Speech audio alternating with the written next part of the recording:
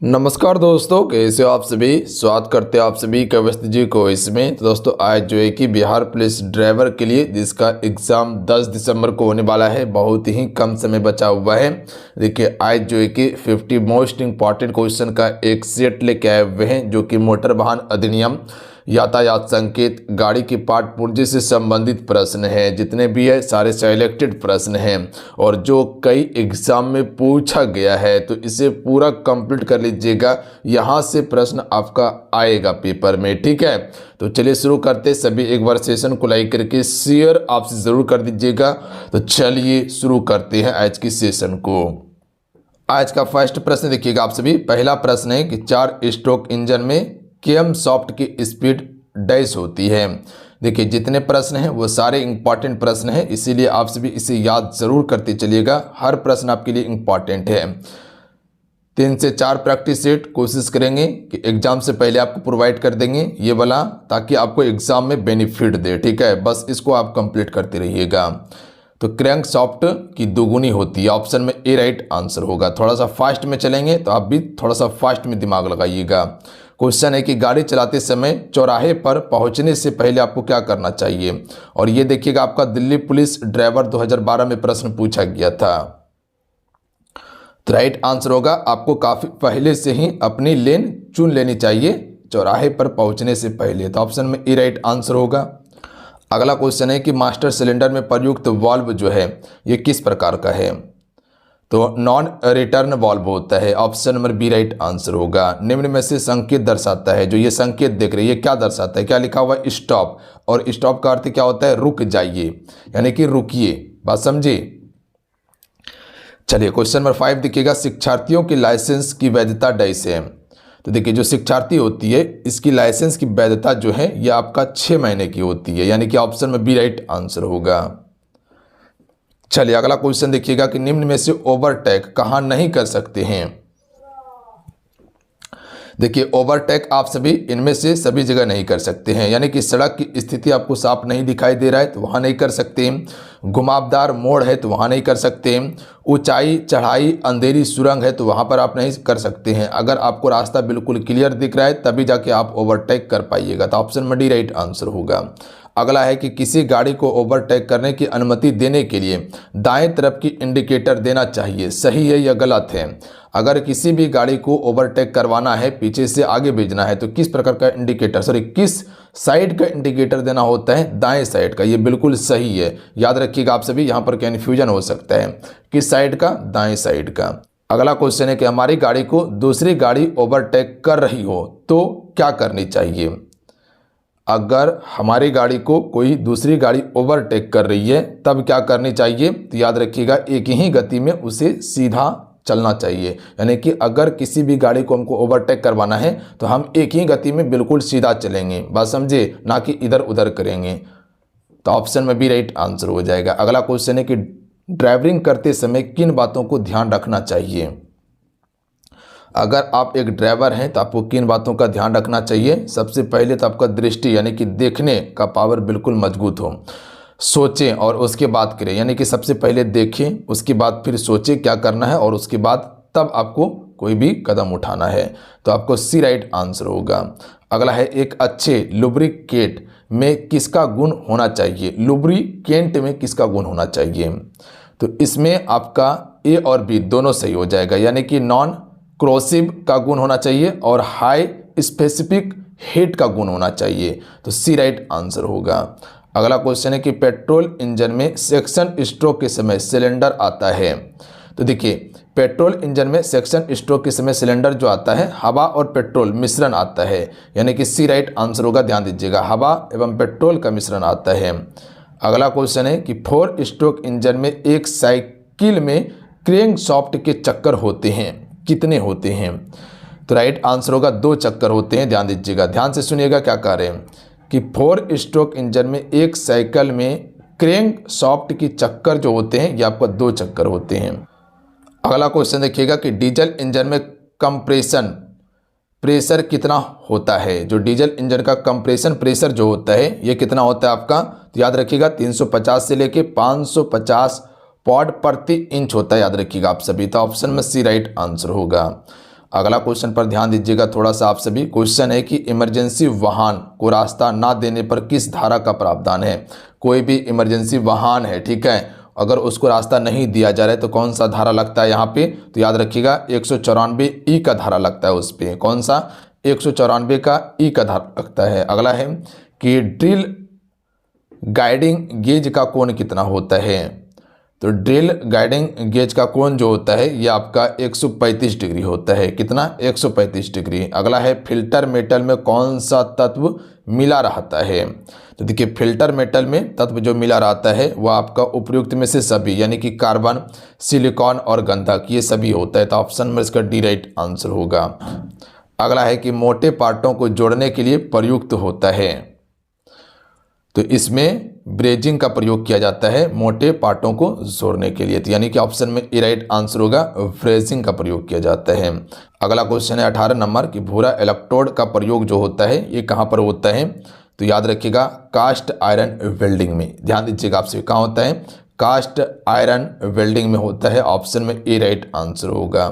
अगला है निम्नलिखित में से विद्युत आर्क किसे कहते हैं। तो देखिए विद्युत आर्क जो कहा जाता है यह आपका विद्युत ऊर्जा को उष्मा में बदलने वाला को कहा जाता है विद्युत आर्क। तो option number B right answer होगा। तो सॉरी, विद्युत आर्क किसे कहते हैं, तो विद्युत ऊर्जा को उष्मा ऊर्जा में बदलने वाला को। चलिए क्वेश्चन में 20 पर ध्यान दीजिएगा कि क्रैंक सॉफ्ट इंजन का मुख्य भाग है, इस भाग का कार्य क्या है। जो क्रैंक सॉफ्ट होता है ये इंजन का मुख्य भाग होता है, इसका कार्य क्या है बता सकते हैं। सबसे पहले ऑप्शन पढ़िए यहाँ पर।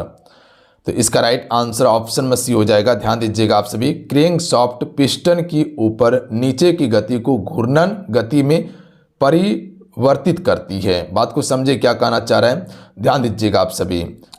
क्रैंक सॉफ्ट इंजन का मुख्य भाग है, ठीक है, क्रैंक सॉफ्ट इंजन का मुख्य भाग है। इसका कार्य क्या है, तो क्रैंक सॉफ्ट पिस्टन की ऊपर नीचे की गति को घूर्णन गति में परिवर्तित करती है, बस यही इसका कार्य है।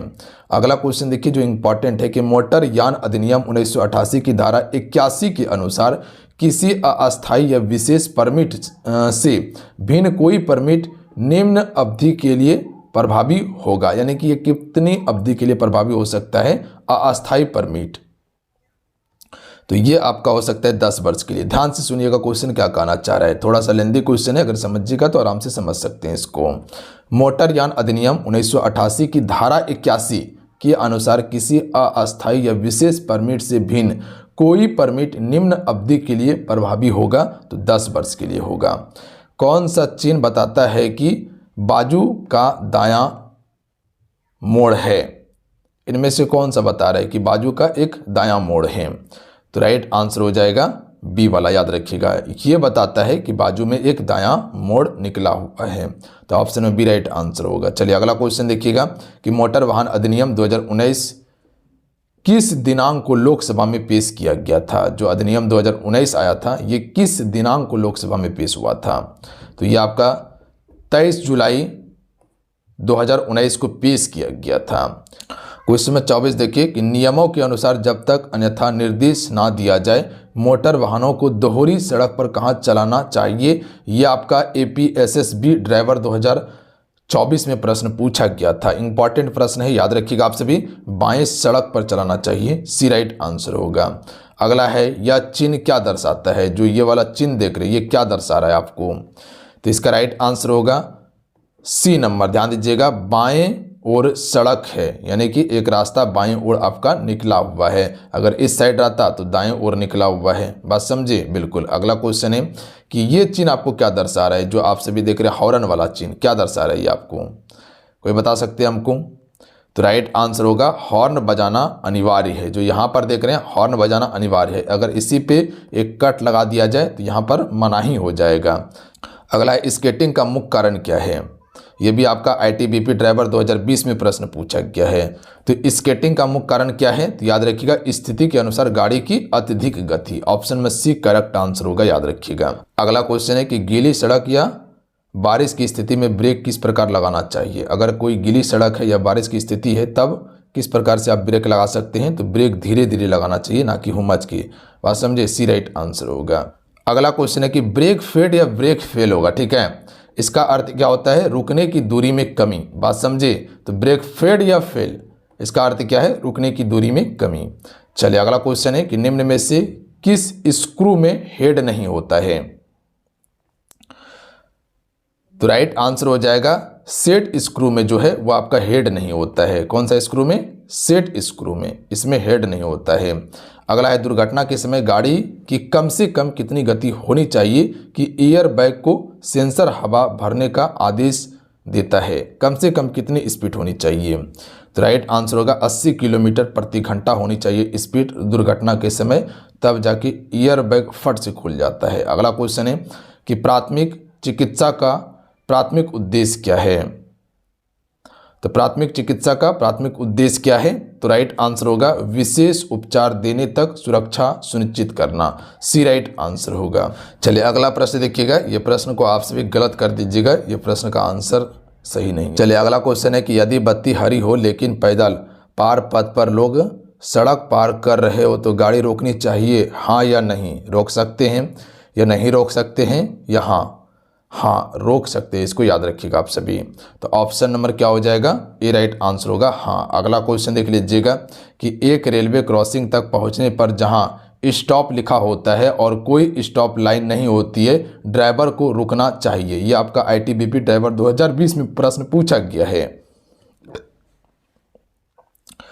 तो स्टॉप चिन्ह पर रुक जाना चाहिए, याद रखिएगा आप सभी। ऑप्शन नंबर क्या हो जाएगा? डी राइट आंसर होगा, स्टॉप चिन्ह पर रुक जाना चाहिए।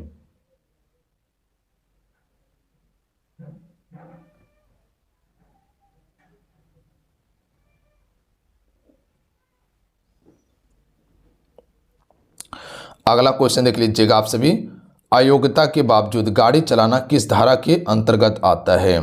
अगर गाड़ी चलाने के योग्य नहीं है और गाड़ी चला रहे तो किस धारा के अंतर्गत आप आइएगा? धारा 182 के अंतर्गत आपको दंडित किया जाएगा। अगला है निम्न संकेत दर्शाता है, ये संकेत किसको दर्शाता है? तो इसका राइट आंसर होगा दाएं मुड़ना मना है, याद रखिएगा आप सभी। ये आपको दर्शा रहा है, यानी कि यहाँ पर एक दायां मुड़ना का सिंगल दिया है और इस पर एक कट लगा दिया गया है। तो ये क्या कहा गया कि दाएं आप नहीं मुड़ सकते हैं। अगला क्वेश्चन है कि हवा पेट्रोल का दाब मिश्रण जलता है। तो हवा पेट्रोल का दाब मिश्रण जो जलता है यह आपका स्पार्क प्लग के द्वारा जलता है। ऑप्शन में ए राइट आंसर होगा स्पार्क प्लग। अगला क्वेश्चन है कि मोटर वाहन अधिनियम 1988 की निम्नलिखित में से कौन सी धारा चालक को बाधा के बारे में वर्णन करती है? ये आपका BTSC ड्राइवर 2023 में प्रश्न पूछा गया था, तो इसको याद रखिएगा आप सभी। धारा 125, ध्यान दीजिएगा। क्वेश्चन क्या है? मोटर वाहन अधिनियम 1988 की निम्नलिखित में से कौन सी धारा चालक को बाधा के बारे में वर्णन करती है? धारा 125 करती है। अगला क्वेश्चन है कि आधुनिक ऑटोमोबाइल वाहनों के बाहरी पीछे की दृश्य दर्पण पर निम्नलिखित में से क्या चेतावनी अंकित होती है? 40 नंबर प्रश्न को समझिएगा, क्या क्वेश्चन कहना चाह रहा है कि आधुनिक ऑटोमोबाइलों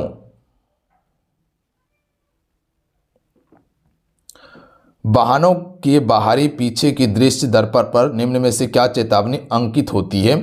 तो इसका राइट आंसर हो जाएगा ऑप्शन में बी, दर्पण में वस्तुएं जितना दिखाई दे रही है उससे कहीं अधिक दूरी पर होती है। ध्यान दीजिएगा आप सभी, जो आप सभी गाड़ी में साइड मिरर जो देखते हैं, ठीक है, सबसे पहले गाड़ी बहुत आपको छोटी दिखाई देगा उसमें, प्लस में वो ज़्यादा दूरी पर होता है। बात समझे? अगला क्वेश्चन है कि छोटी सड़क में एक मुख्य सड़क पर प्रवेश करते समय क्या करना चाहिए? दिल्ली पुलिस ड्राइवर 2012 में प्रश्न पूछा गया है। तो याद रखिएगा आप सभी, पहले आप रुककर मुख्य सड़क पर आती जाती गाड़ियों को पार करने देंगे, उसके बाद ही पार करेंगे। बात समझे? अगर एक छोटी सड़क से मुख्य सड़क में प्रवेश करते हैं तो पहले उस जगह रुकेंगे और उसके बाद गाड़ी को पास होने देंगे, उसके बाद ही पार करेंगे। अगला क्वेश्चन है कि ब्लाइंड स्टॉप क्या है? तो इसका राइट आंसर हो जाएगा ऐसा क्षेत्र जो आपके पीछे की दृश्य दर्पण में दिखाई नहीं देता है, उसी को ब्लाइंड क्षेत्र कहा जाता है या ब्लाइंड स्टॉप कहा जाता है। तो ऑप्शन में ए राइट आंसर होगा, जो आपकी दर्पण में दिखाई नहीं दे रहा है पीछे। चलिए अगला क्वेश्चन देख लीजिएगा आप सभी। क्वेश्चन नंबर 43 है कि मोटर यान अधिनियम 1988 की धारा 194 खा के अनुसार जो कोई सुरक्षा बेल्ट के पहले बिना मोटर यान चलाता है या ऐसे यात्रियों को ले जाता है जिन्होंने सीट बेल्ट नहीं पहनी है, निम्न में से दंडित किया जाएगा। तो ये 1000 रुपये के जुर्माने से दंडित किया जाएगा। क्वेश्चन को समझिएगा। मोटर यान अधिनियम 1988 की धारा 194 ख के अनुसार जो कोई सुरक्षा बेल्ट के पहले बिना मोटर यान चलाता है, जो कोई भी सुरक्षा बेल्ट पहने अगर मोटर यान चलाता है या ऐसे यात्रियों को ले जाता है जिन्होंने सीट बेल्ट नहीं पहनी है, निम्न में से दंडित किया जाएगा 1000 का। इससे पहले भी आसान भाषा में इसको समझाए हैं। ट्रैफिक सिग्नल पर पीली बत्ती का अर्थ क्या है? सारा चीज़ बताएं कि पीली बत्ती का अर्थ क्या है, लाल बत्ती का अर्थ क्या है, हरा बत्ती का अर्थ क्या है। दिल्ली पुलिस ड्राइवर 2012 में क्वेश्चन पूछा गया था। तो इसका राइट आंसर होगा आपको अवश्य रुकना चाहिए। ध्यान दीजिएगा आप सभी। अगला है निम्न में से संकेत का अर्थ क्या है? जो ये संकेत आप देख रहे हैं इसका अर्थ क्या है? तो इसका राइट आंसर होगा आगे सड़क बंद है। जो आप सभी ये देख रहे हैं लाल में, ये सभी कहता है आगे सड़क क्या है? बंद है। अगला है कि आपकी गाड़ी चौराहे की तरफ जा रही है, वहाँ पीले रंग की बत्ती जल रही है, आप क्या करेंगे? तो आपको क्या करना होगा? याद रखिएगा, वाहन को रोक देंगे और हरी बत्ती होने का इंतजार करेंगे। बात समझे? अवश्य पीली बत्ती का अर्थ क्या है? अवश्य रुकना, ठीक है। उसके बाद हरा बत्ती जलेगा तब आप जाने के लिए तैयार रहिएगा। तो वही कहना चाह रहा है कि आपकी गाड़ी चौराहे की तरफ जा रही है, वहाँ पीली रंग की बत्ती जल रही है, तो आप क्या करेंगे? वाहन को रोक देंगे और हरी बत्ती का इंतजार करेंगे। अगला क्वेश्चन है कि ज़्यादा गर्म ब्रेक किस तरह के ब्रेक फेलियर का कारण बन सकता है? तो गर्म होने के बाद क्या होता है, जो ब्रेक पैडल होता है ना या पैड होता है वो बहुत ज़्यादा सख्त हो जाता है। तो ऑप्शन में ए राइट आंसर होगा। इससे ब्रेक पैड बहुत ज़्यादा सख्त हो जाता है जो कि फिर ब्रेक लगता नहीं है। अगला है भारी वाहनों में पैडल प्ले कितना रेंज तक अनुमति है? जो भारी वाहन में पैडल प्ले जो होता है इसका रेंज कितना होना चाहिए? तो याद रखिएगा 6 से लेके 10 mm तक होना चाहिए। कितना? 6 से 10 mm। अगला क्वेश्चन है कि गियर स्लिप का संभावित कारण क्या होता है? जो गियर जो स्लिप करता है इसका कारण क्या हो सकता है? तो याद रखिएगा बी राइट आंसर होगा। गियर का अत्यधिक अंत फ्लोट जो है इसी के कारण आपका गियर स्लिप करता है। अगला है स्केटिंग का सामान्य कारण क्या है? तो राइट आंसर हो जाएगा ए बी दोनों। टायर और सड़क की खराब स्थिति में होता है, प्लस में चालक की त्रुटि के कारण आपका स्केटिंग होता है। याद रखिएगा आप सभी। तो सी इसका राइट आंसर हो जाएगा। बात समझे? ये आपका NIELIT ड्राइवर 2024 में प्रश्न पूछा गया था। तो चलिए आज कितना ही, आज की सेशन में कुल 50 प्रश्न कंप्लीट करवाएं जो अति महत्व